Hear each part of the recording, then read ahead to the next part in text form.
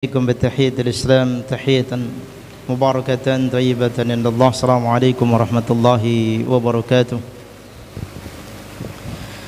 الحمد لله نحمده ونستعينه ونستغفره ونعوذ بالله من شرور أنفسنا ومن سيئات أعمالنا. من يهده الله فلا مضل له ومن يضلله فلا هادي له. أشهد أن لا إله إلا الله وحده لا شريك له إقرارا بربوبيته وإرغاما بمن جاهد به وكفر. وأشهد أن محمدًا عبده ورسوله سيد البشر وأحسن الخلائق وسيد الأنبياء والمرسلين. أما بعد، قال الله تعالى في كتابه الكريم العظيم وهو أصدق القائلين وأحسن القائلين: أعوذ بالله من الشيطان الرجيم. يا أيها الذين آمنوا اتقوا الله حق تقاته ولا تموتن إلا وأنتم مسلمون. قال الرسول عليه الصلاة والسلام في حديثه: اتق الله حيثما كنت وأتبع السيئة الحسنة تمحوها وخالق الناس بخلق hasan. Pertama-tama dan yang paling utama, marilah sama-sama ucapan puja serta puji syukur selalu senantiasa kita panjatkan kehadirat Allah Subhanahu wa taala, Rabb semesta alam, penguasa jagat raya, pencipta alam semesta. Pada pagi hari ini alhamdulillah di tengah cuaca yang sejuk, Allah Subhanahu wa taala masih memberikan kesehatan, kesempatan, kekuatan, kemampuan kepada kita untuk sama-sama bermuajahah, ya, bertatap muka secara langsung untuk sekian kalinya alhamdulillah melalui para karyawan, plus juga saya dengar dengan para asatiz dan ustadzah yang ada di Sekolah Al-Bayan yang bisa ikut serta di kajian ini, yang tentu saja mungkin kajian terakhir belum seperti ini, ya, masih di kantor, sekarang sudah di masjid lebih afdol alhamdulillah, dan juga muatannya lebih banyak, ya. Kalau di sana kelihatannya banyak, ya. Sudah di sini kelihatannya sedikit karena tempatnya lebih luas, ya. Selawat beriring salam juga tidak lupa dan lalai kita sanjungkan pada uswah kedua kita, tauladan kita, manusia pilihan Nabi akhir zaman Muhammad bin Abdullah sallallahu alaihi wasallam. Semoga selawat dan salam selalu senantiasa tercurah pada beliau, keluarganya, para sahabatnya, para tabi'in, tabi'ut tabi'in, dan orang-orang yang senantiasa mengikuti beliau sampai akhir zaman kelak. Tapi para kaum muslimin, bapak-bapak, ibu-ibu, saudara-saudari, azakumullah, pada pagi hari ini sesuai dengan flyer yang sudah disebar dan sudah disampaikan, insyaallah kita akan mengkaji tentang konsep Islam dalam mengajarkan tauhid kepada anak, ya. Ini tentu saja sebenarnya lebih identik kepada kajian parenting, gitu, ya. Walaupun di antara kita tentu saja alhamdulillah saya rasa sebagian besar di sini sudah berkeluarga, ya, dan punya anak secara biologis, maupun mungkin bagi guru-guru ada yang masih jomblo, gitu, ya, masih belum menikah, ada punya anak-anak psikologis. Ya, dalam ilmu pendidikan itu ada namanya anak biologis, ada namanya anak psikologis. Ya, anak biologis adalah anak yang murni, ya, Allah Subhanahu wa taala berikan keturunan dari benih kita. Begitu juga yang anak psikologis adalah anak orang lain yang kemudian kita didik. Ya, di mana salah satu di antara tugas kita, dan kita sudah sadari dan paham betul bahwasanya dalam dunia kita menuntut ilmu, yang paling utama dan yang paling besar yang mesti kita pelajari adalah ilmu akidah. Dan ilmu akidah ini tidak bisa kita kesampingkan. Ya, betapa banyak mungkin kalau kita boleh kritisi, gitu, ya, bagaimana anak-anak sekarang diajarkan di sekolahnya fikih ibadah yang kadang-kadang belum waktunya sudah diajarkan. Ya, ketika misalnya saya pernah lihat ada anak-anak kelas 4 yang mereka dipelajarkan dalam ilmu fikihnya, belajar perang Siffin, ya, belajar perang Siffin, belajar tentang fitnah kubra, ya, tentu saja belum sesuai dengan paknya, ya, karena kita saja untuk orang-orang dewasa masih banyak terkena syubhat tentang masalah itu. Ya, jadi memang kita diperlukan untuk mengetahui tentang jenjang dan tahapan dalam mendidik seorang anak. Nah, ini kalau urusan yang lain. Tapi kalau urusan akidah, maka secara fitrah itu sudah ada dalam diri setiap orang. Ya, jadi tidak perlu lagi untuk ditanamkan karena memang sudah ada. Yang perlu adalah ditumbuhkan. Kenapa? Karena kita sebagai seorang muslim secara fitrah, Allah Subhanahu wa taala melalui lisan Rasulnya sudah jadikan kita sebagai orang yang bertauhid. Yang mana Nabi sallallahu alaihi wasallam terangkan dan jelaskan dalam sebuah hadis yang cukup terkenal, yang kemudian sudah kita jadikan hafalan, bahkan mungkin kita ajarkan kepada anak-anak juga untuk dihafal. Nabi sallallahu alaihi wasallam katakan, kullu mauludin yuladu alal fitrah, bahwa setiap anak itu dilahirkan dalam kondisi fitrah. Dan Imam Nawawi rahimahullah ta'ala, beliau ketika menafsirkan atau menjelaskan tentang fitrah, makna tersebut itu adalah sesuatu yang bertauhid. Anak tersebut dilahirkan dalam kondisi fitrah, adalah dilahirkan dalam kondisi bertauhid dengan keislamannya. Buktinya mana? Sebenarnya Rasulullah sudah jelaskan pada hadis yang lanjutan daripada hadis tersebut. Fa abawahu yuhawwidanihi au yunassiranihi au yumajjisanihi. Maka kedua orang tualah. Nah, berarti ada pengaruh eksternal dalam diri internal yang dimiliki oleh anak tersebut ketika Allah Subhanahu wa taala menjadikan anak tersebut lahir ke dunia ini. Dia fitrah dalam kondisi fitrah, yaitu dalam kondisi bertauhid. Kemudian setelah lahir ada pengaruh dari sana sini. Yang pengaruh yang paling utama dan paling besar adalah orang yang paling dekat yang mewarnai kehidupan si anak. Dalam hal ini adalah orang tuanya. Makanya Rasulullah katakan fa abawahu yuhawwidanihi au yunassiranihi au yumajjisanihi. Rasulullah sebut 3 agama atau yang diyakini sebagai agama oleh mereka yang paling besar dan paling populer. Orang tuanya lah yang menjadikan anak-anak tersebut, memaksa mereka untuk menjadi Yahudi, untuk menjadi Nasrani, atau menjadi Majusi. Ini tentu saja setiap orang punya dai masing-masing untuk menyebarkan agamanya. Sebagaimana yang Allah katakan, kunu hudan au nasara. Mereka orang-orang Yahudi mengatakan kunu hudan, jadilah kamu orang Yahudi. Qalu, kemudian orang-orang Nasrani mengatakan kunu nasara, jadilah kalian orang-orang Nasrani. Sehingga di agama-agama yang lain sekalipun mereka punya dai, mereka punya penyeru, mereka punya pengajak, yang mana tugasnya tentu saja untuk membawa mereka kepada agamanya, sebagaimana kita kaum muslimin. Maka yang paling penting perlu kita sadarkan adalah bahwa kita sebagai seorang orang tua, lebih luas lagi guru, lebih luas lagi kepada orang muslim, kita sebagai orang yang beriman dan orang muslim adalah sebagai penyeru atau dai.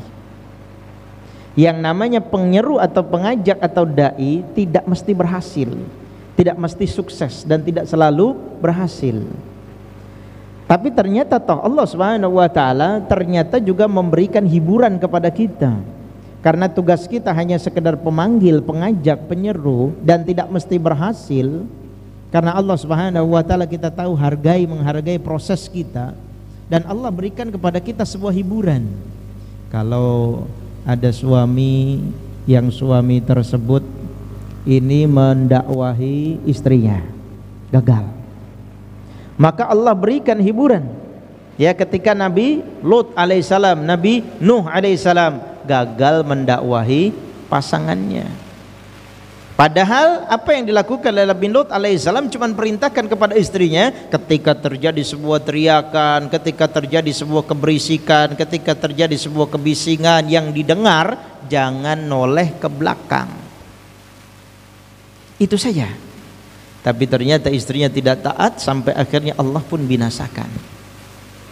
Kemudian begitu juga Nabi Nuh alaihissalam, sebagaimana cerita yang kita ketahui, bukan hanya sekedar dongeng tapi kisah fakta, bahwasanya Nabi Nuh alaihissalam diperintahkan oleh Allah Subhanahu wa taala untuk membuat bahtera di musim gersang. Sehingga bukan hanya orang lain, ya, bukan hanya musuhnya, bahkan kawan, saudara, bahkan keluarga terdekat, dalam hari ini istrinya, dengan memberikan tuduhan macam-macam kepada Nabi Nuh alaihissalam. Ya, maka kedua nabi ini, Nabi Lut alaihissalam dan juga Nabi Nuh alaihissalam, bisa dikatakan gagal di dalam apa? Dalam mendakwahi kepada istrinya. Tapi Allah Subhanahu wa taala tidak melihat kegagalannya, tidak melihat hasilnya, tapi tidak mengurangi kemuliaan mereka. Seorang nabi, seorang rasul tetap mulia di sisi Allah Subhanahu wa taala, walaupun di antara mereka telah mendakwakan secara maksimal dan ternyata zong. Bagi kita yang punya suami, ya mungkin bagi ibu-ibu yang punya suami, kemudian mendakwahkan, mengajak, menyeru kepada suaminya, ternyata belum berhasil, ya belum berhasil, Allah pun berikan hiburan kepada kita.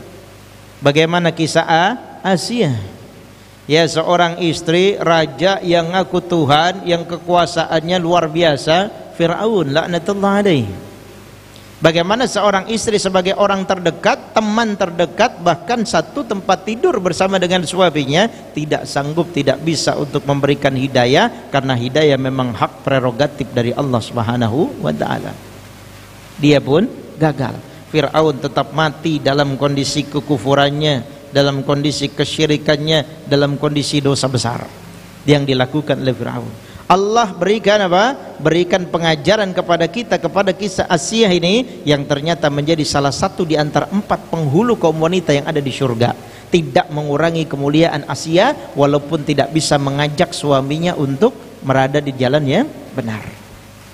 Begitu juga ketika orang tua. Ya, orang tua kita diwajibkan untuk mengajarkan kebaikan kepada anak-anak kita. Tapi ternyata mungkin belum berhasil, gagal karena si anak tidak pakai apa yang kita nasihati, karena si anak tidak menjalankan apa yang telah kita perintahkan. Apa juga ketika si anak itu tidak melaksanakan apa yang Allah dan Rasulnya telah firmankan atau sabdakan. Justru sebaliknya, apa yang kita perintahkan mereka tinggalkan, dan apa yang kita larang mereka kerjakan. Ada tipe-tipe anak yang seperti ini, sehingga bisa jadi bagi orang tua kemudian sudah mulai menurun rasa kasih sayangnya kepada si anak tersebut, disebabkan anak ini tidak taat, tidak nurut kepada orang tuanya.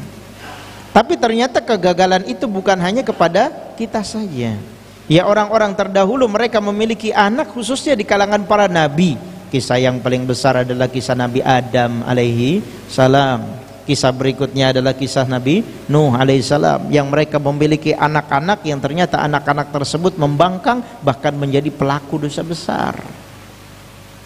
Ini rahasianya kenapa Allah Subhanahu wa taala kemudian menyebutkan salah satu ayat di dalam Al-Qur'anul Karim. Allah menjelaskan tentang innallaha astafa Adam wa Nuha wa ala Ibrahim wa ala Imran 'alal 'alamin. Allah Subhanahu wa taala sebutkan tentang keistimewaan keluarga Imran, yang ternyata Allah Subhanahu wa taala di awal ayat tersebut mengatakan innallaha astafa Adama wa Nuh. Allah telah pilih Adam dan Nuh. Setelah itu Allah sebutkan keluarga Ibrahim dan keluarga Imran. Para ahli tafsir menyebutkan kenapa Allah Subhanahu wa taala menyebutkan untuk Ibrahim dengan keluarga dan menyebutkan untuk Imran juga dengan keluarga, tapi tidak menyebutkan ala Adam dan juga ala Nuh. Salah satu faedahnya adalah karena Nabi Adam dan Nabi Nuh dalam tanda kutip ada keluarga yang mencoreng. Ya, bagaimana Nabi Adam, kisah yang masyhur yang sampai ke telinga kita. Ya, anak diantara anak-anak Nabi Adam alaihissalam melakukan tindak pembunuhan kepada saudaranya. Begitu juga yang dilakukan oleh anak Nabi Nuh alaihissalam, yang ini kemudian mencoreng daripada citra keluarga kedua nabi tersebut, sampai Allah Subhanahu wa taala tidak libatkan kalimat keluarga pada kedua nabi ini, yang berbeda dengan ala Ibrahim dan juga ala Imran. Ala Ibrahim sebagaimana yang kita ketahui, keluarga Ibrahim, Nabi Allah Ibrahim alaihissalam, cerita yang masyhur kepada kita, 2 orang istri dari Hajar dan dari Ismail, dari Hajar dan juga dari Sarah. Hajar punya anak namanya Ismail, Sarah punya anak namanya Ishak. Dari 2 ini sampai berurutan kepada Nabi, sebagai Nabi, sehingga Nabi Allah Ibrahim disebut sebagai Khalilur Rahman, disebut juga sebagai Abul Anbiya, bapaknya para Nabi. Disebabkan karena apa? Keluarganya, keturunannya, silsilahnya orang-orang yang Allah muliakan. Yang lebih hebat lagi Allah sebutkan, Allah telah memilih ala Imran, keluarganya Imran. Bagaimana Imran dengan penuh kesederhanaannya, bagaimana Imran dengan penuh kesabarannya, kemudian Allah anugerahkan kepadanya Maryam sebagai seorang anak yang kemudian punya anak tanpa bapak atas izin dari Allah Subhanahu wa taala. Ini keluarga yang Allah berkahi. Ya, karena itu Allah Subhanahu wa taala ternyata ketika ada orang tua yang kemudian gagal dalam mendidik anak dalam tanda kutip, atau belum berhasil, kalau kita ingin ucapkan lebih halus, maka Allah memberikan hiburan kepada kita bahwa orang terdahulu di kalangan orang-orang yang Allah ridhai, Allah cintai, mereka juga pernah merasakan keperihan yang kita rasakan. Ya, yaitu Nabi Adam alaihissalam dan Nabi Nuh alaihi assalam. Karena itulah Bapak-bapak, para ikhwah sekalian, azakumullah, ketika Nabi sallallahu alaihi wasallam mengutip Ini ayat yang ada dalam Al-Quran yang ternyata ini menjadi sebuah doa yang seringkali kita panjatkan. Bahkan ini doa-doa awal yang ketika orang tua kita mentalkin kita untuk menghafal sebuah doa. Dan ini pun sama, kita kembalikan kepada anak-anak kita dengan doa-doa awal yang kita talkinkan kepada anak-anak kita. Karena kita berharap bukan hanya sekedar surat Al-Fatihah yang mereka hafal dari lisan kita selaku orang tuanya, tapi juga ada doa-doa yang feedbacknya akan kembali kepada kita. Ketika Nabi SAW mengajarkan sebuah doa, Allahumma gfirli, atau dalam riwayat yang lain, Rabbi gfirli wali walidayya warhamhuma kama rabbayani saghira.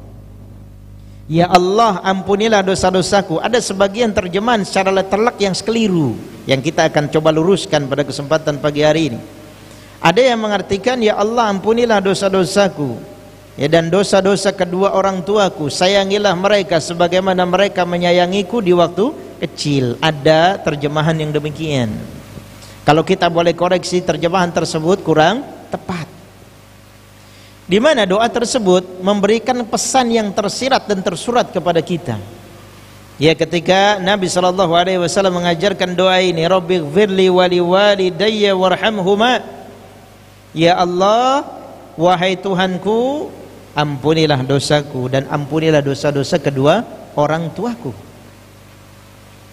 Warhamhuma, sayangilah keduanya sebagaimana mereka mendidikku di waktu kecil. Karena dalam doa tersebut tidak dikatakan warhamhuma kama rohimani saghira, tapi kama rabbayani saghira.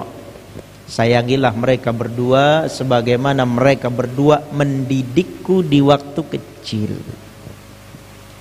Dari doa ini kita bisa memahami bahwa kewajiban pertama kali di dalam melakukan pendidikan kepada anak-anak biologis kita adalah kita orang tuanya, ayah dan ibunya.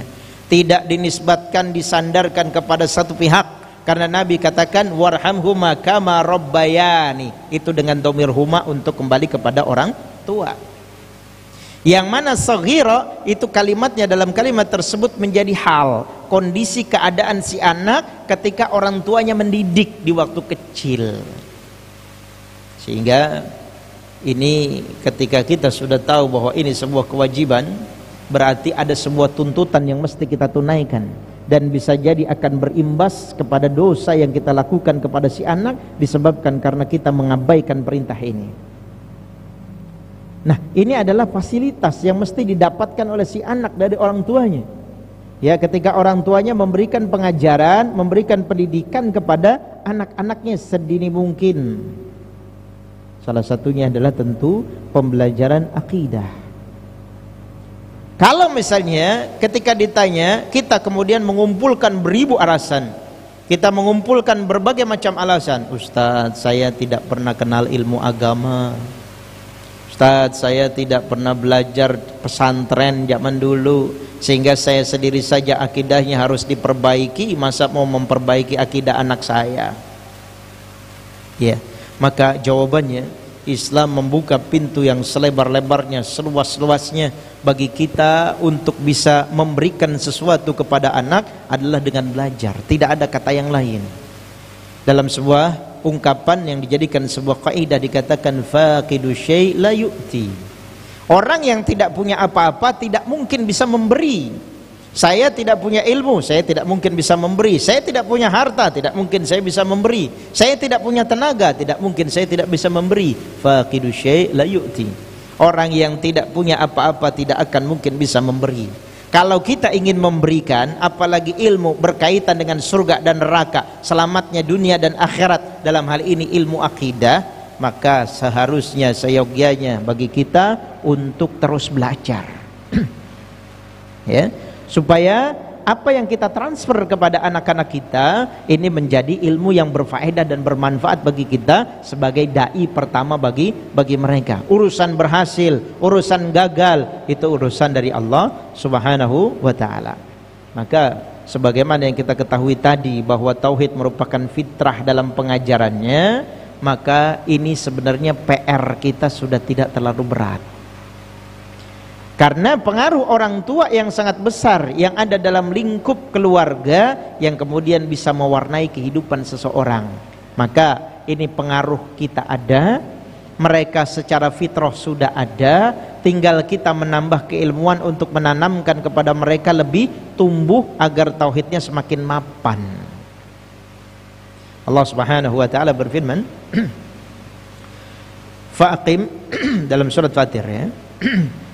Ayat yang ke-30 Allah Subhanahu wa taala berfirman fa'aqim wajhaka lidini hanifa fitratallahi allati fataran nasa 'alaiha la tabdila li khalqillahi dzalika dinul qayyim walakinna aktsaran nasi la ya'lamun. Allah Subhanahu wa taala berfirman dalam surat Fatir ayat 30, maka hadapkanlah wajahmu dengan lurus kepada agama Allah. Lidini hanifa, kepada agama yang hanif, kepada agama yang lurus. Bagaimana kita ketahui di zaman Rasul alaihissalam, kenapa begitu banyak merebak orang yang melakukan kesembahan kepada berhala, patung, bahkan lebih daripada ratusan patung yang saat itu dipertuhankan oleh mereka. Tapi Nabi bisa bertahan dengan kondisi seperti itu. Maka ada ungkapan dalam ilmu parenting Arab mengatakan sifatun jibiliyah. Apa itu sifat jibiliyah? Karakteristik bawaan, yang mana ternyata Allah Subhanahu wa taala berikan ini kepada Rasul alaihi salatu wasallam yang tidak diberikan kepada orang-orang kafir Quraisy ketika itu. Sehingga orang-orang yang memiliki sifat dan karakteristik yang sama sebagaimana beliau yang paling mudah dipengaruhi. Kenapa? Karena hakikatnya fitrah manusia sudah mengarah ke arah sana. Maka Allah Subhanahu wa taala perintahkan kepada Nabi, fa'aqim wajhaka lidini hanifah, hadapkan wajahmu. Ya, hadapkan wajahmu untuk agama yang lurus, yaitu agama yang Allah Subhanahu wa taala telah ridai. Fitratallahi allati fataran nasa 'alaiha, fitrah Allah yang telah menciptakan manusia menurut fitrah itu. Sehingga kalimat fatara bisa dimaknai dengan khulaqa. Ya, kalimat fatara dalam bahasa Arab bisa dimaknai dengan khulaqa, yaitu mencipta. Kenapa? Karena fatara berkaitan dengan fitrah, fitrah berkaitan dengan khuliqa, sesuatu yang Allah ciptakan. Jadi fitrah adalah sebuah sifat yang telah Allah ciptakan dan diberikan kepada semua makhluk. Kalau misalnya kita akurkan tadi ya dengan doa kepada orang tua, kalau misalnya itu dimaknai sebagaimana mereka menyayangiku di waktu kecil, maka namanya fitrah kasih sayang Allah berikan kepada setiap orang, bahkan setiap makhluk. Singa yang kita tahu, raja rimba, raja hutan, yang bukan hanya sekedar binatang yang lebih kecil yang dia terkam, dia tikam dan dia makan, tapi juga binatang yang lebih besar, kadang-kadang dia bisa menang, maka disebut raja rimba. Tapi kepada anaknya tetap dielus-elus, tetap disayang, tetap dicintai. Kenapa? Fitrahnya sebagai kebinatangan. Apalagi kita sebagai manusia, kalau kita dengar berita yang viral, ada seorang bapak membunuh 4 orang anak dalam waktu sekaligus bergantian, dari mulai anak yang sulung, kedua, ketiga, keempat, semuanya mati di tangan bapaknya sendiri. Pada rasa kasih sayang seorang ayah, rasa kasih sayang seseorang kepada orang lain yang ternyata Allah gariskan sebagai keturunannya, ini sebuah fitrah. Ya, maka dipertanyakan kewarasannya, dipertanyakan akalnya bagi orang-orang yang seperti ini. Contoh, kita punya anak, ya anak kita karena kita tampang pas-pasan, begitu juga istri gitu ya. Anak kita pun tampangnya pas-pasan. Ketika ngelihat anak orang, iya anaknya cantik ya Masya Allah, iya anaknya ganteng ya Masya Allah, ya kita senang lucu-lucuan saja gitu, anak itu lucu ya, apalagi pakai baju ini Masya Allah lucu. Tapi tetap saja rasa kasih sayang kita kecenderungannya kepada anak kita. Kenapa? Karena fitrahnya memang demikian sebagai orang tua kepada anaknya. Bahkan mohon maaf, walaupun anaknya tersebut kurang cerdas, kurang pintar, atau bahkan juga cacat, Allah berikan dan titipkan rasa kasih sayang kita kepada anak-anak kita. Ya, karena itu ini merupakan fitrah. Maka yang disebut fitrah disebutkan dalam ayat ini, salah satunya penafsirannya adalah ciptaan Allah yang mana manusia diciptakan punya naluri beragama, yaitu agama tauhid. Ini laruri beragama.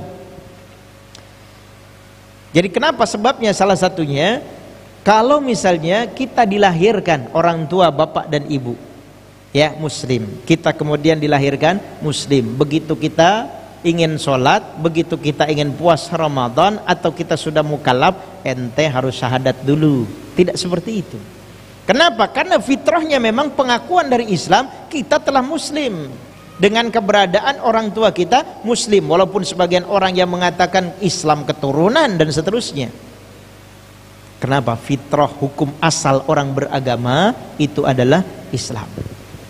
Nah, ketika kita sudah sadari bagaimana pentingnya belajar tauhid, pentingnya belajar akidah, kita sudah sadari kepada siapa saja perlu diajarkan ilmu akidah, apa saja yang akan kita dapat kalau kita belajar ilmu akidah, apa saja yang harus kita bekali untuk bisa membekali orang lain dalam ilmu akidah, maka tahapan-tahapannya tentu harus jelas. Ketika misalnya kita mengajarkan kepada urusan tauhid, yang seharusnya apapun yang kita pelajari dalam ilmu-ilmu yang lain tidak akan terlepas dari itu. Contoh misalnya di masjid ini membuat kajian tentang fikih. Ustadz, kajiannya tentang fikih ibadah saja ya, jangan kemana-mana karena di sini masyarakatnya majemuk. Kalau misalnya dipaksakan tidak lari ke ilmu akidah dan tidak lari kepada ilmu yang berkaitan dengan tauhid, tidak mungkin, karena semuanya akan selaras dan muaranya kepada mana? Kepada ilmu akidah. Kalau orang beken sekarang itu sebutannya apa? Hilirisasi gitu. Nah, bagaimana ini semuanya adalah muaranya kepada ilmu akidah. Dan kalau misalnya orang yang bertauhid, apapun yang jadi profesinya dan apapun yang dia lakukannya aman. Bagaimana presiden yang nanti kita miliki, insyaallah orang yang ahlu tauhid aman. Ya, bagaimana misalnya antum sebagai karyawan di PT Aufa Jaya, orang yang bertauhid dan menjalankan tauhidnya aman. Seorang anak yang tidur sendirian di kamarnya tapi sebagai ahlu tauhid, dia tahu bahwa Allah Subhanahu wa taala pasti menyertai saya, tidak ada yang bisa memberikan mudarat kepada saya tanpa izin dari Allah Subhanahu wa taala, aman. Kenapa? Karena tauhid yang kuat yang menancap kepada dirinya. Salah satu di antara imbasnya dan pengaruhnya, pengaruh positif tentu saja. Kenapa pada perang Badar Allah Subhanahu wa taala sampai turunkan ribuan malaikat, sehingga ada orang yang jempolnya terbang, ada orang yang kakinya terbang, disebabkan karena dipenggal, dan mereka tidak tahu siapa yang melakukan itu karena mereka tidak merasa. Dan begitu juga ada dua orang remaja dan anak muda yang namanya Mu'az dan Mu'awas bin Afra. Keduanya itu yang membunuh siapa? Abu Jahal, dengan satu kali tebasan ke kakinya membuat kakinya terbang mental. Siapa yang memberikan kekuatan tauhid kepada diri mereka? Padahal ketemu belum pernah, lihat belum pernah, sampai dua orang sahabat yang masih muda ini, satu 13, satu 15 tahun, hanya bertanya kepada Abdurrahman bin Auf, paman, di mana yang namanya Abu Jahal? Karena misinya cuma hanya membunuh Abu Jahal. Sampai ketika mondar mandir dan sudah terlepas daripada pasukan yang menjaga Abu Jahal, Abdurrahman bin Auf membisiki kepada keduanya dengan mengatakan, itu Abu Jahal. Mereka langsung menyerang, dan menyerang betisnya langsung terbang kakinya, subhanallah. Sampai akhirnya di mana kondisi yang tidak sepadan, jumlah yang tidak setimpal, sehingga akhirnya Allah Subhanahu wa taala berikan kemenangan kepada kaum muslimin, padahal 1 dibanding 3. Dan yang kita ketahui dari hikmahnya, karena sebab ketauhidan yang mereka punya. Ya. Begitu juga bagaimana ketika Khalid ibn Walid yang menghadapi pasukan Romawi, dibandingkan 200.000 orang yang harus dihadapi, dia hanya menggertak kepada bosnya, dalam hal ini kaisarnya, dalam hal ini pemimpinnya, rajanya, mengatakan, jitu ma'an nasi yuhibbuna al-hayat yuhibbuna al-mauta kama tuhibbuna al-hayat. Saya datang gak sendirian, saya datang bersama ribuan orang yang mereka mencintai kematian sebagaimana kalian mencintai kehidupan. Kita pengen berjuang, perang, pengen mati, kalian perang, pengen hidup, gitu ya. Matlaknya beda. Lihat tauhid yang kuat yang dimiliki Khalid bin Walid dan pasukannya, sehingga akhirnya dengan tauhid yang mereka miliki, Allah berikan kemenangan. Maka tentu saja dalam mengajarkan kepada anak, kita bisa bagi menjadi 3 sesuai dengan pembagian tauhid. Yang mana aplikasinya sebenarnya pelajaran tauhid bukan pelajaran secara teori, tapi pelajaran aplikatif yang bisa kita realisasikan dalam kehidupan sehari-hari apapun aktivitas kita. Contoh ketika kita dipahamkan oleh Syekhul Islam Ibnu Taimiyah dengan pembagian tauhid menjadi 3. Ada tauhid rububiyah, ada tauhid uluhiyah, dan ada tauhid asma wa sifat. Maka anak bisa diajarkan satu persatu dari 3 ini. Untuk mengajarkan kepada tauhid rububiyah mungkin tidak terlalu berat, tidak terlalu susah. Kenapa? Karena bisa dilihat, bisa dirasa, bisa didengar. Yang mana ketika misalnya anak kita ajak jalan-jalan, atau di sekolah ada acara rihlah, atau di perusahaan ada family gathering, ya maka upayakan bukan hanya sekedar bersenang-senang, ajak kepada mereka mentadaburi ayat-ayat Allah berupa ayat kauniyah yang ini merupakan ciptaan dari Allah, bagian daripada tauhid rububiyah. Paling biasanya yang suka diberikan syubhat oleh para ulama ya, berkaitan dengan pertanyaan yang sering dilontarkan kepada anak, ada yang bisa dijawab, ada yang tidak. Misalnya, siapa yang menciptakan langit? Allah. Siapa yang menciptakan bulan? Allah. Siapa yang menciptakan matahari? Allah. Menciptakan bulan, gunung, dan seterusnya? Allah. Kemudian syubhat syaitan datang. Siapa yang menciptakan? Allah. Ini sering disebut ya dalam kitab-kitab yang menjelaskan tentang perkara akidah yang sering disentil oleh para ulama. Bagaimana syubhat yang kemudian ini juga masuk ke dalam dunia kalangan akademisi dan juga kalangan intelektual, bahkan cendekiawan, sehingga kita ketahui banyak kemudian pemahaman-pemahaman yang kemudian kita ketahui bagaimana endingnya. Nah, ketika si anak itu dipahamkan kepada tauhid rububiyah, dia mengakui seluruh segala ada yang ada ini adalah ciptaan dari Allah Subhanahu wa taala, maka lebih mudah bagi kita untuk bisa mencarger bagi dia dalam tauhid yang kedua, tauhid uluhiyah, yaitu tauhid ibadah. Ya, dimana contoh ya di sebelah dekat rumah kami ya, kami kebagian 1 kali per bulan sekali ya, menyampaikan materi di musola tersebut, sedang pembangunan secara gencar-gencarnya ya. Karena yang jadi yang jadi proyek percontohan adalah Masjid Jogokarian ya, yang saya alhamdulillah juga sudah pernah mampir ke sana. Subhanallah, memang sesuai dengan apa yang diberitakan. Saya ngalamin sholat maghrib, ngalamin sholat isya, ngalamin sholat subuh di masjid itu luar biasa meludak ya. Sampai hampir setiap hari itu ada tamu ya. Tamu waktu pas saya itu tamunya dari Lombok ya, wakil bupati apa wakil apa Lombok ya. Itu istrinya yang lagi sedang menyampaikan kepada ibu-ibu yang ada di situ. Dan di musola ini hampir setiap anak-anak yang pada sholat mereka dapat uang. Ya sudah berjalan mungkin setengah tahun ya. Setengah tahun anak-anak itu, makanya pertama kali saya diminta untuk mengisi situ kaget sekali karena yang datang 600 orang. Yang datang 600 orang. Jadi ternyata usutnya usut, DKM-nya itu orang kaya baru, kemudian dia punya obsesi gitu ya, ingin menjadikan musolanya itu tempat makmur dengan kegiatan khususnya sholat. Maka anak-anak yang datang ke situ kalau subuh ya dia kasih 15.000, kalau maghrib dan isya dapat 10.000. Ya berarti kan berapa itu Pak? 15, 10, 10, 20, 35.000 Pak sehari. Orang tuanya irit itu. 35.000 setiap hari dikasih. Ya, setiap hari, bayangkan sudah setengah tahun. Kalau di masjid yang dekat saya tinggal, Masjid Muhajirin namanya, Telaga Harapan, cuman bertahan 2 bulan, sempat begitu, walaupun nominal lebih kecil. Kenapa? Habis biayanya. Ini sudah setengah tahun masih berjalan dan masih mau diteruskan. Saya sampaikan kepada mereka, terakhir saya buat kajian judulnya fasilitas menuntut sebuah loyalitas. Yang namanya Allah Subhanahu wa taala berikan ibadah harus ditanamkan kepada anak-anak bahwa itu adalah sebuah iming-iming sebagaimana kita kecil. Waktu kita kecil, kamu kalau puasa nanti dibeliin sepeda ya. Gitu ya. Ternyata ada satu yang bolong, orang tua doa satu bolong gitu ya, supaya enggak dibeliin sepeda gitu ya. Tapi ternyata berhasil diberikan sepeda. Tapi setelah itu kemudian kita sadar dengan sendirinya bahwa puasa itu wajib, harus diperuntukkan kepada Allah, itu bagi orang yang belajar. Kalau tidak akan sangat bahaya.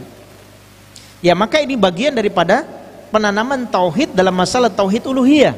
bahwa peribadatan hanya kepada Allah Subhanahu wa taala saja, sehingga bagi anak-anak sesuai dengan tahapannya. Ada anak yang bisa diajarkan secara letterlock, ada anak yang bisa diajarkan melalui cara berpikir. Diajak berpikir dengan cara apa? Logika. Dengan menggunakan analogi. Ya, bahwa kalau misalnya kamu diberikan makan sama orang lain, kemudian kamu bantu orang lain, bukan dia yang kamu bantu, apa yang akan terjadi? Ya, ketika Allah sudah memberikan kepada kita kesehatan, memberikan kepada kita anggota tubuh, memberikan kepada kita makan, tapi peribadatan diperuntukkan kepada orang lain, entah kepada manusia ataupun barang, maka apa yang akan terjadi? Sebuah bentuk pengkhianatan. Yang ini kemudian dijadikan sebagai sebuah nasihat yang diabadikan oleh Allah Subhanahu wa taala dalam surat Luqman, ketika Luqman Al-Hakim bukan seorang nabi, bukan sebagai rasul, akan tetapi rajulun salihun, Allah jadikan salah satu nama di dalam Al-Qur'an, dan Allah abadikan dialog antara bapak dengan anak sebagai ayat di dalam Al-Qur'an. Berarti menunjukkan orang ini bukan orang sembarangan. Dan ini sekaligus juga menjadi sebuah edukasi kepada kita, bahwasanya untuk jadi mulia tidak harus menjadi seorang nabi dan rasul. Orang-orang yang soleh, yang mereka bisa menjalankan syariatnya, ajarannya nabi dan rasul, akan masuk ke dalam jajaran orang-orang yang Allah istimewakan, sebagaimana Luqman Al-Hakim dengan mengatakan, ya bunayya la tusyrik billah inna syirka la zulmun azim. Wahai anakku, janganlah engkau menyekutukan Allah Subhanahu wa taala, karena menyekutukan Allah kesyirikan yang paling besar, kezaliman yang paling zalim. Nah, ketika si anak sudah ditanamkan dalam urusan itu, maka si anak akan paham sedikit demi sedikit, lambat laun, lama kelamaan. Dia akan memahami bahwa yang namanya ibadah tidak boleh diperuntukkan kepada selain Allah. Bahkan kufur nikmat saja disebutkan oleh Syekh Al-Hulail dalam kitabnya Tauhid Al-Muyassar, bagian daripada syirik kecil, kufur kecil. Ya, apalagi ketika kenikmatan ini kemudian kita ingkari kepada yang memberikan, disebabkan karena kegagahan kita, kekuatan kita, kemampuan fisik kita, otak kita yang cerdas. Kita suka lupa otak ini yang cerdas, fisik ini yang kuat, siapa yang berikan? Allah Subhanahu wa taala. Ya, maka dalam tauhid uluhiyah ini adalah PR yang lebih berat dibandingkan dengan tauhid rububiyah untuk mengajarkan kepada mereka.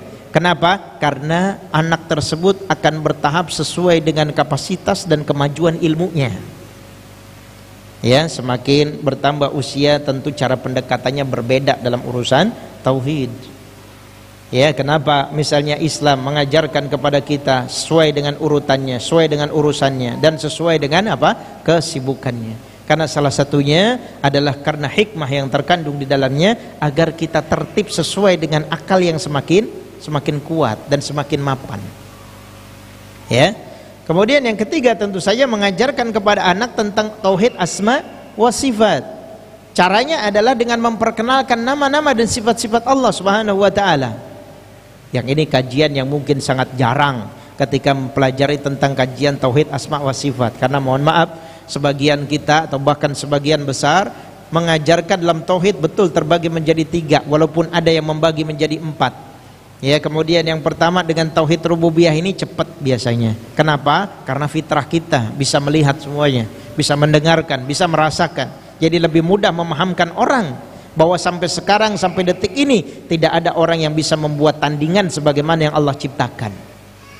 Tapi kalau tauhid uluhiyah biasanya lebih panjang, lebih lama, karena berkaitan dengan syirik. Syirik nanti berbagian dengan syirik kecil, syirik besar. Begitu juga kufur, kufur terbagi menjadi kufur besar, kufur kecil.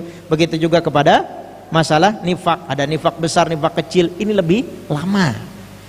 Dan ketika ini sudah lama, biasanya sudah mulai bosan atau jemaahnya sudah mulai habis, sehingga pembahasan terakhir pada pembahasan tauhid asma wa sifat sudah mulai ditinggalkan.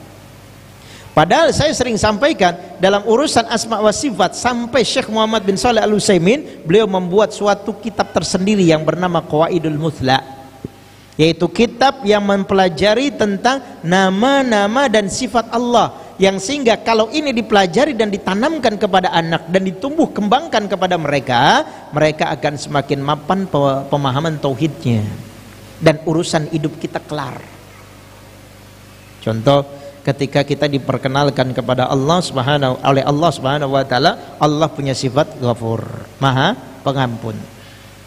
Maka ketika ada anak kecil, ya mungkin sesuai dengan tahapan usianya, melakukan kesalahan, kemudian dia sangat menyesal, merasa bahwa gurunya, orang tuanya tidak akan memaafkannya. Ketika dia dipahamkan bahwa Allah Subhanahu wa taala Ghafurun, Maha Pengampun, dia punya optimisme dalam kehidupannya. Betapapun dosa besar yang sudah saya kerjakan, betapapun hebatnya kesalahan yang sudah saya kerjakan, Allah Maha Pengampun. Ada optimisme.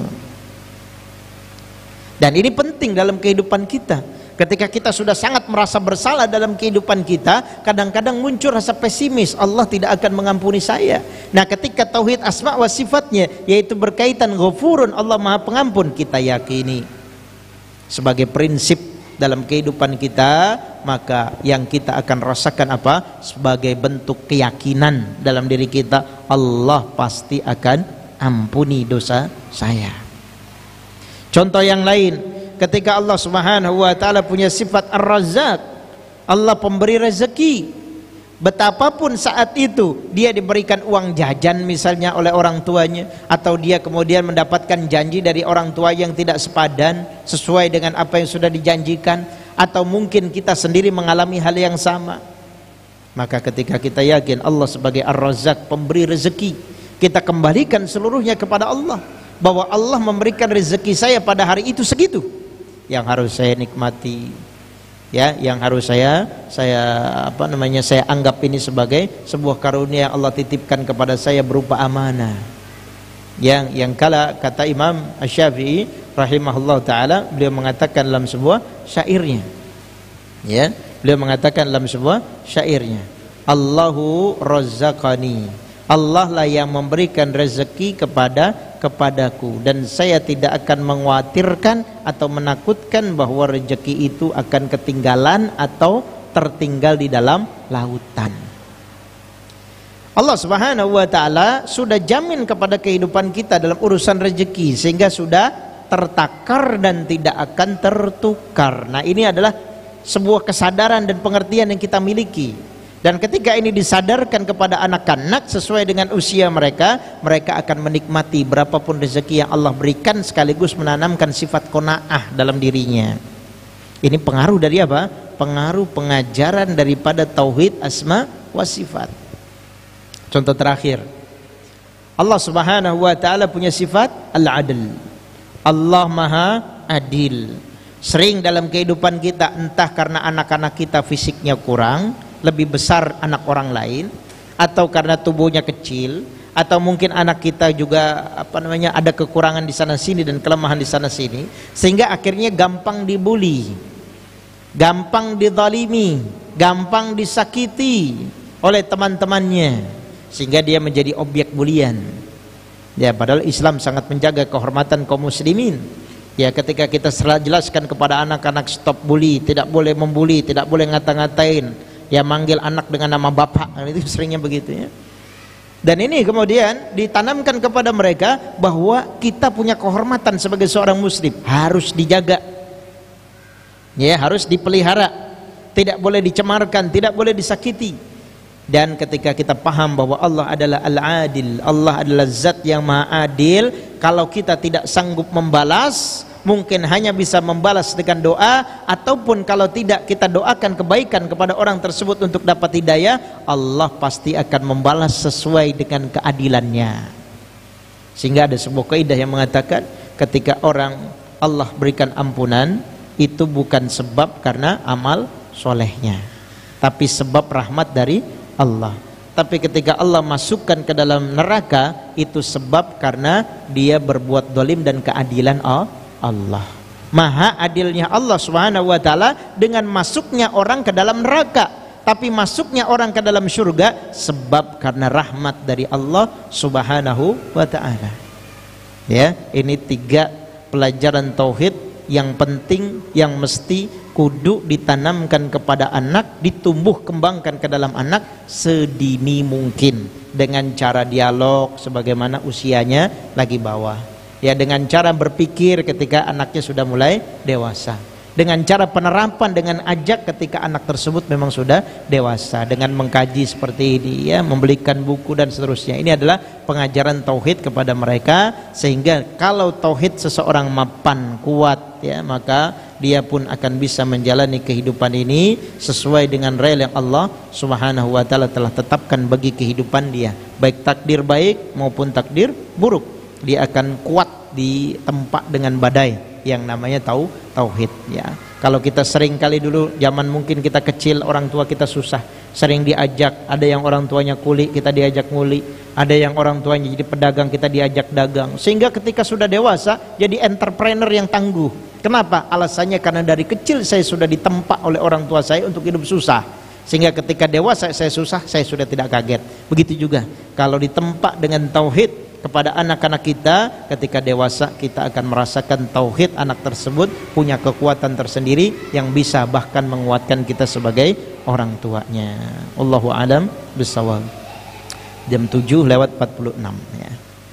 Tapi mungkin ini para ikhwah sekalian, teman-teman semua yang bisa ana sampaikan pada kesempatan pagi hari ini ya, barangkali ada tambahan, ada masukan dan lain-lain kami persilakan.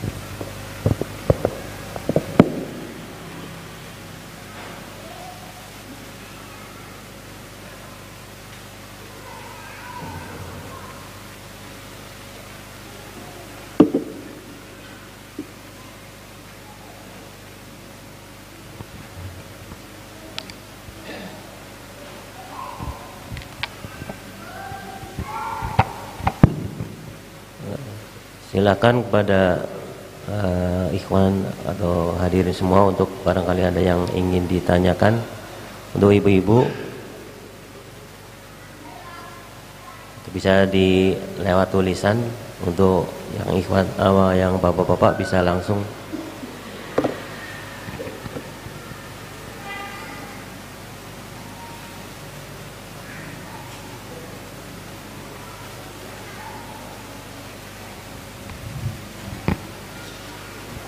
Assalamualaikum warahmatullahi wabarakatuh.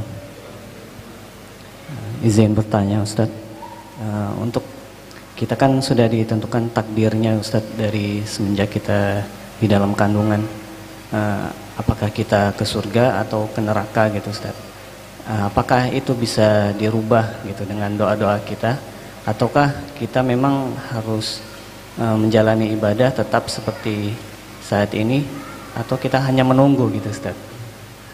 Atau ada jalan yang ditunjukkan oleh Allah bahwa kita itu sebagai penghuni surga atau sebagai penghuni neraka? Mungkin itu saja. Jazakallahu khair. Assalamualaikum warahmatullahi wabarakatuh. Terima kasih, jazakallahu khair. Ya, pertanyaan yang sangat bermanfaat ya buat kita semua. Ya, bahwa kita sebagai seorang mukmin, orang yang beriman, kita beriman kepada takdir. Ya. Dan takdir itu adalah urutan daripada keimanan yang paling terakhir. Ya, qul amantu billah ya, billahi wa malaikatihi wa kutubihi wa rusulihi wal yaumil akhir wa qadrihi khairihi wa syarrihi ya.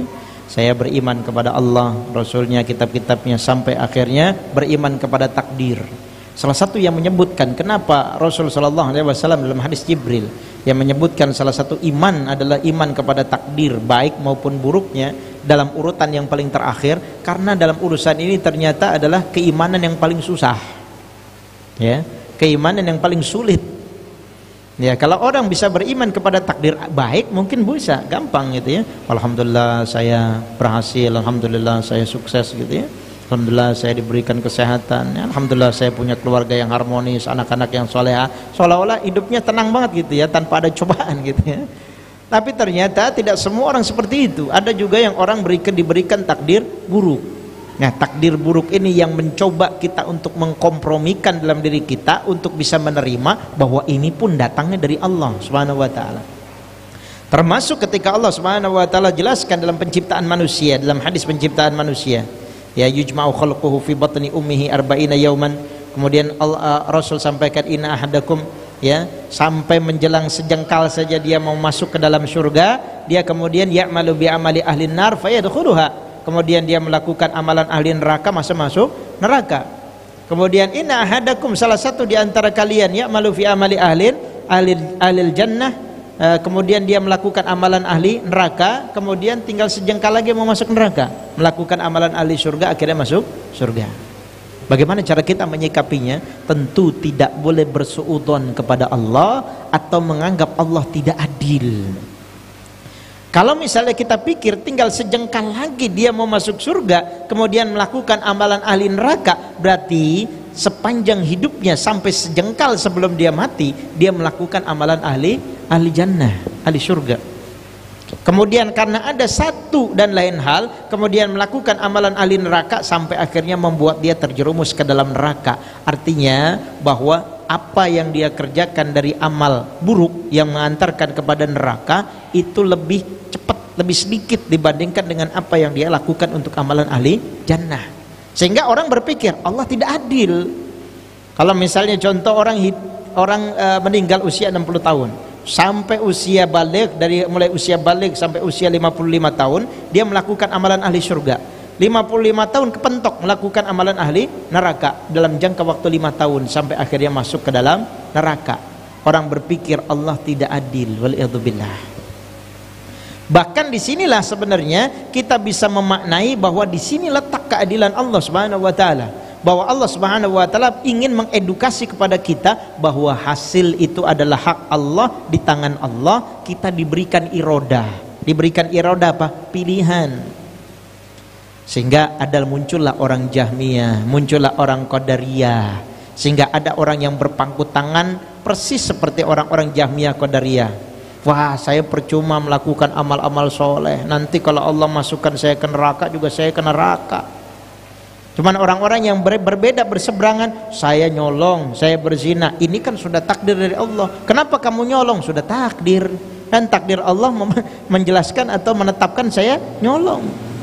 Kita diberikan irodah untuk menyelamatkan diri kita. Ya, kita percaya Allah sudah memasukkan seseorang dan menetapkan seseorang masuk surga atau neraka, tapi karena kita tidak tahu di mana letak kita, posisi kita, maka kita diperintahkan untuk ikhtiar maksimal. Ikhtiar secara syar'i maupun ikhtiar secara kauni. Ikhtiar secara syar'i apa? Ikhtiar dengan cara ibadah, talabul ilmi, puasa Ramadan, zakat fitrah, kewajiban-kewajiban yang lain. Ada yang ikhtiar kauni, sifatnya minta doa kepada teman, saudara, kerabat, murid, anak agar kita diselamatkan oleh Allah Subhanahu wa taala. Nah, apakah doa itu bisa merubah? Ketika kita berdoa yang tadinya sudah ditetapkan oleh Allah untuk masuk neraka, kemudian kita berdoa kepada Allah dengan mengatakan Allahumma inni as'alukal jannah firdaus al-a'la misalnya. Ya Allah, aku meminta kepadamu surga firdaus yang paling tinggi. Apakah bisa berubah? Ketika itu berubah pun juga atas takdir dari Allah Subhanahu wa taala. Walaupun pendapat yang rajih wallahu alam, ketika sudah ditetapkan di lauh mahfuz sudah tidak bisa berubah. Ya, tapi minimal doa sebagai ikhtiar kauni atau ikhtiar syar'i dari kita agar masa depan kita atau upaya kita untuk mendapatkan masa depan yang lebih baik di akhirat kelak, Allah Subhanahu wa taala ijabah dan berikan kemudahan. Yang paling penting untuk kita yakini, setiap kita orang muslim akan masuk surga. Itu yang perlu kita optimisme dalam diri kita.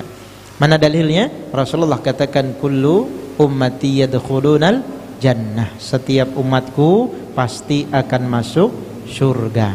Bahkan diterangkan bahwa kusen pintu daripada surga itu baina Busra wa Makkah, di antara Makkah dan Busra yang jaraknya sekitar ratusan mil, dan orang masuk ke dalam pintu surga itu berdesak-desakan, sehingga menunjukkan bahwa orang yang masuk surga banyak. Allahumma ja'alna minhum, ya Allah jadikanlah kami di antara mereka, amin ya rabbal alamin. Allahu a'lam bishawab.